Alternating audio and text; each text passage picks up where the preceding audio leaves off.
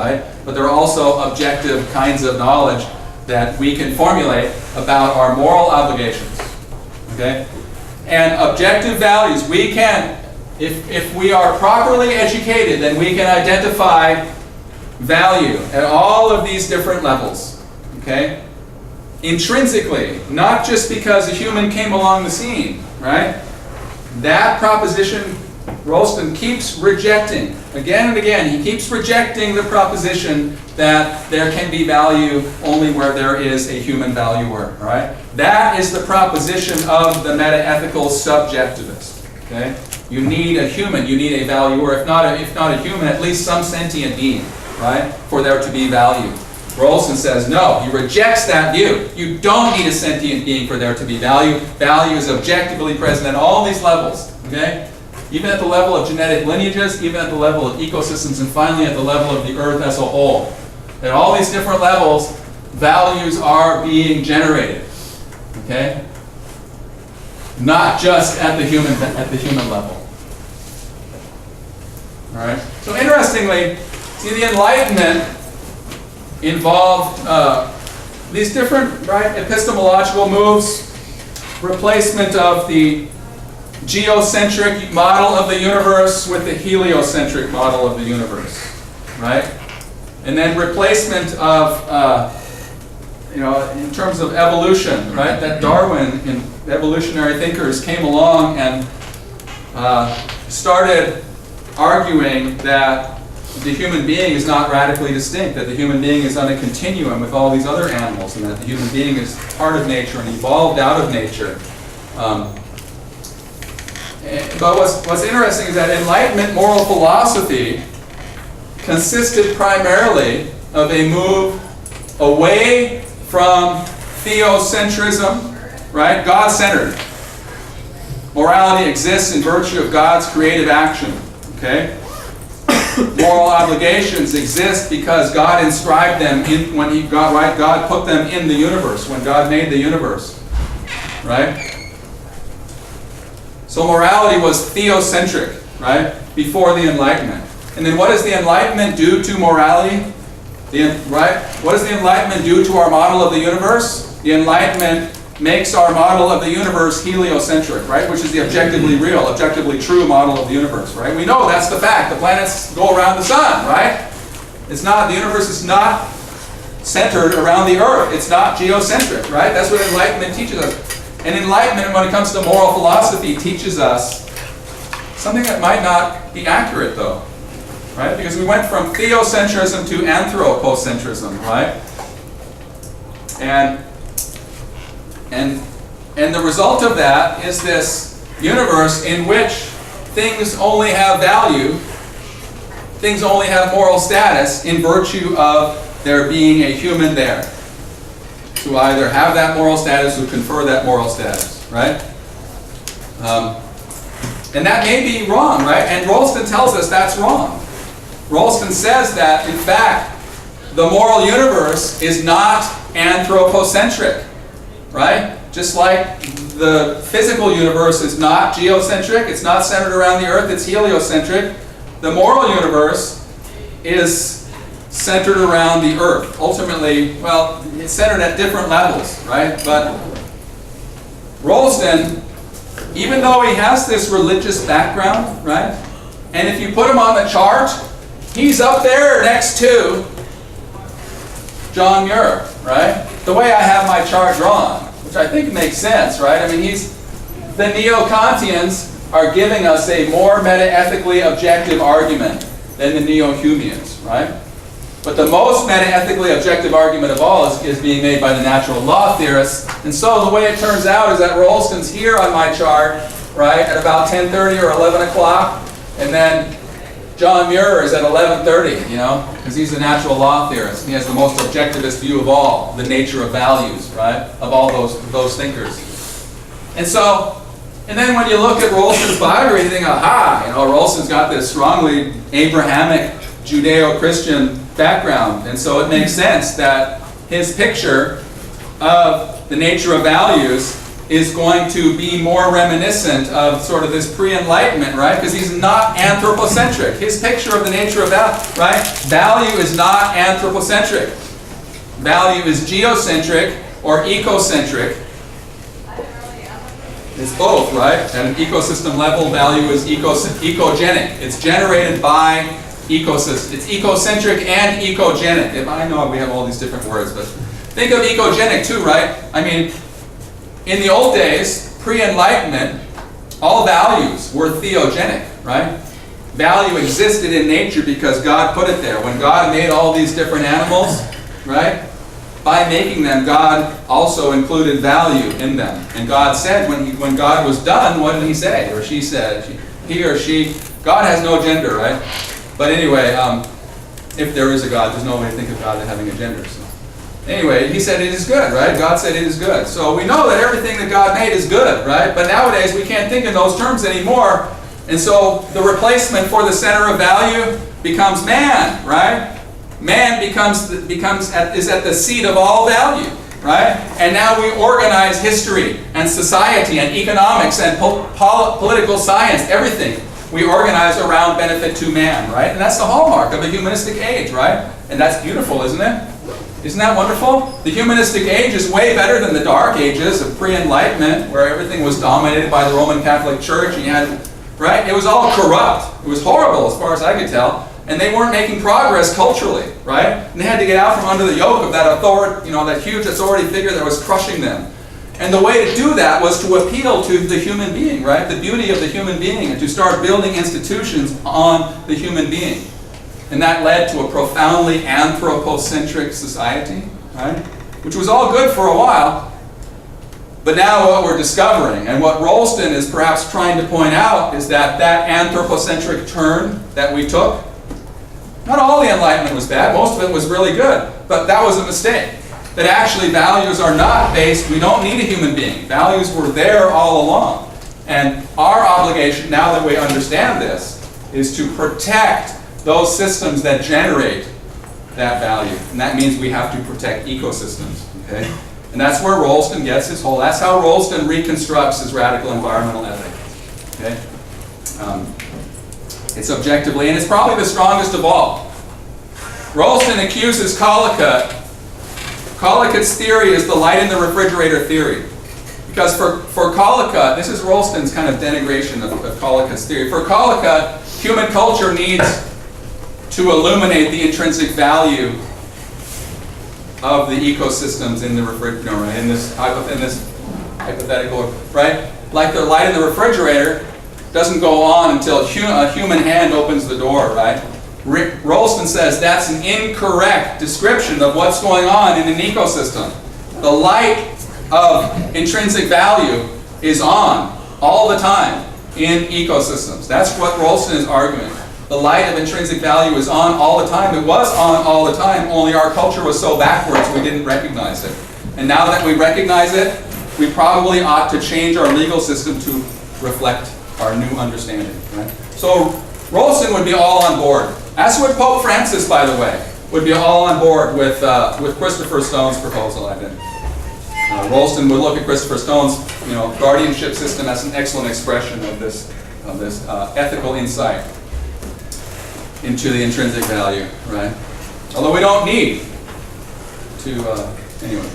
Stone's one of those ciphers, right? Rolston is one good explanation, right? We could rely on Rolston's, his theory explains why we have obligations, why forests have legal standing, right? But we don't necessarily need that. Norton also, anyway. I'm out of time like I always do.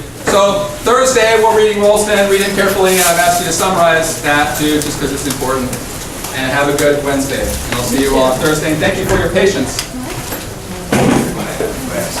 Yes, please. I'm moonshine. Yeah.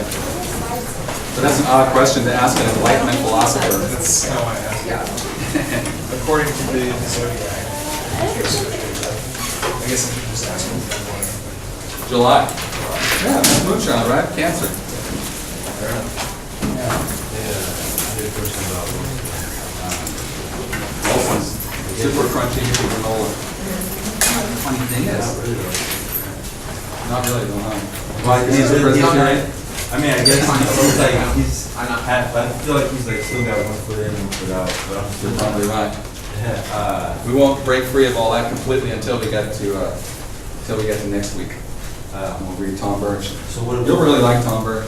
What is Wilson's definition of value? I guess because he doesn't go in depth about because the definition of value by definition is something that has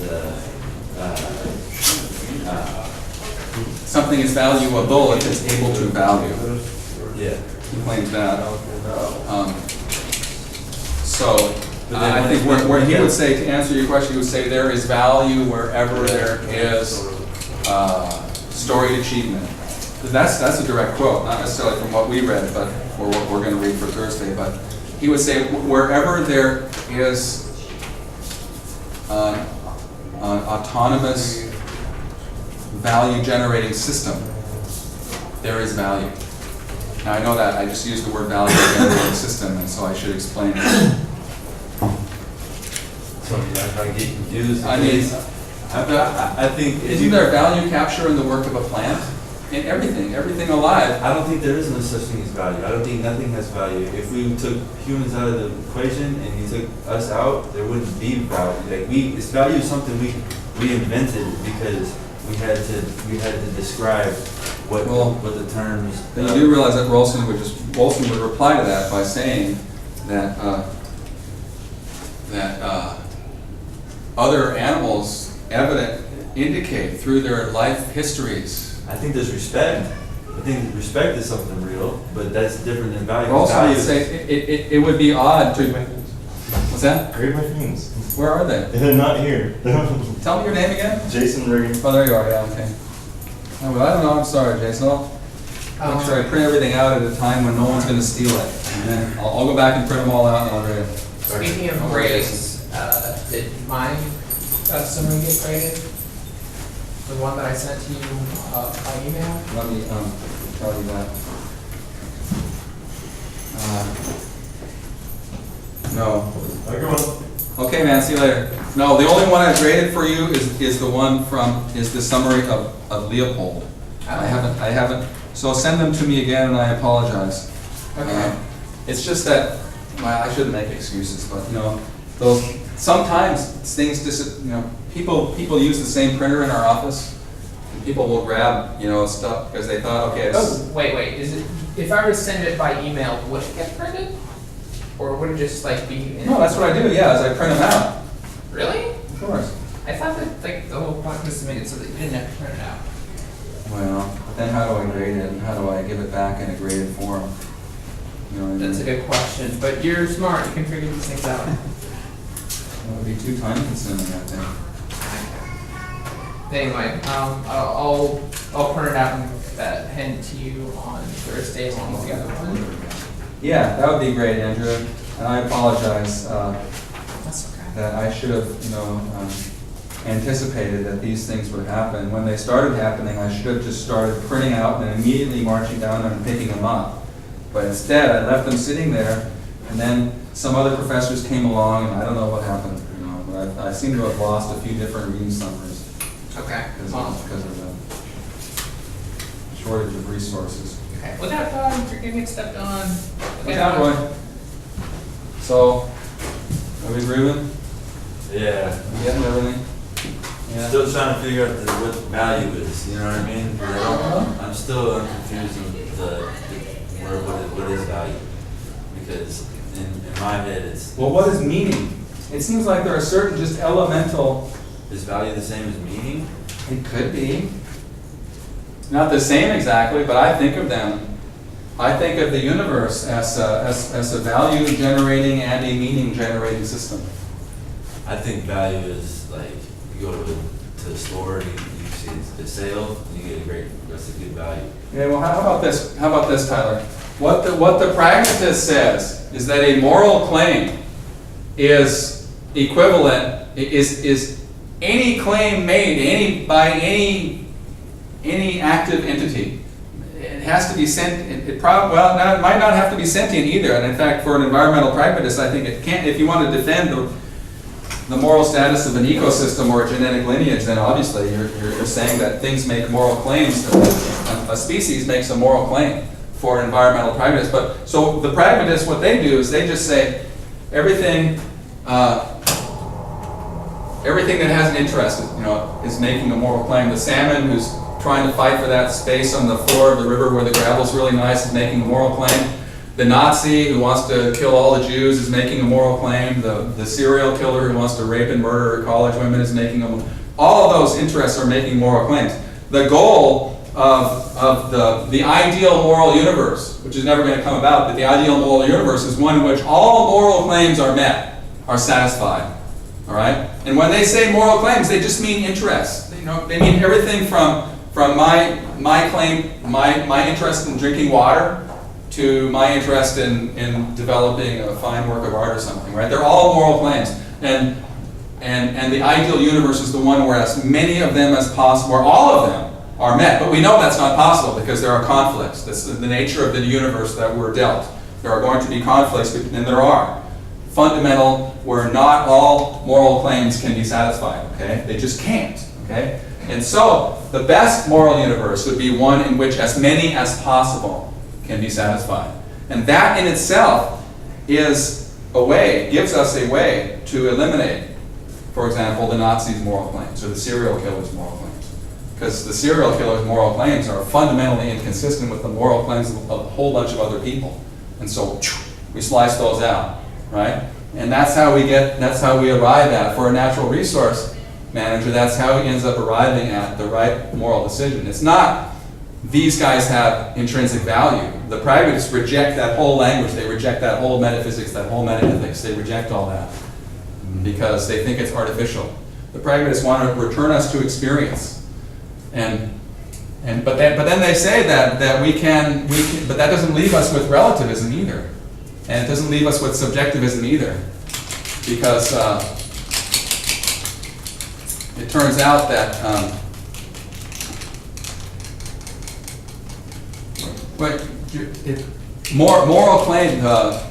moral claims seem to sort themselves out, maybe. I'm having a hard time articulating my thought here.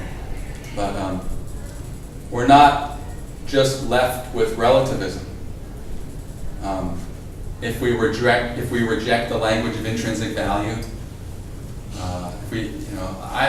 I'm not. The funny thing is that I like Rolston, and when I teach Rolston, maybe you sense that this is the guy whose work I really admire, and it's true, But metaethically, my hero is William James, and the pragmatist metaethics they're totally the opposite.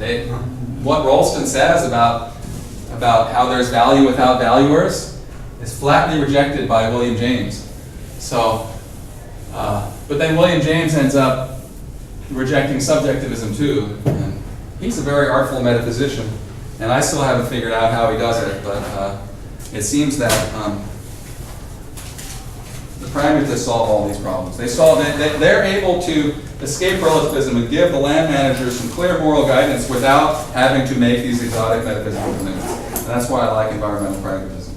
So what would Rolston say about the comet that comes and hits Earth and kills everything? Like, what is it?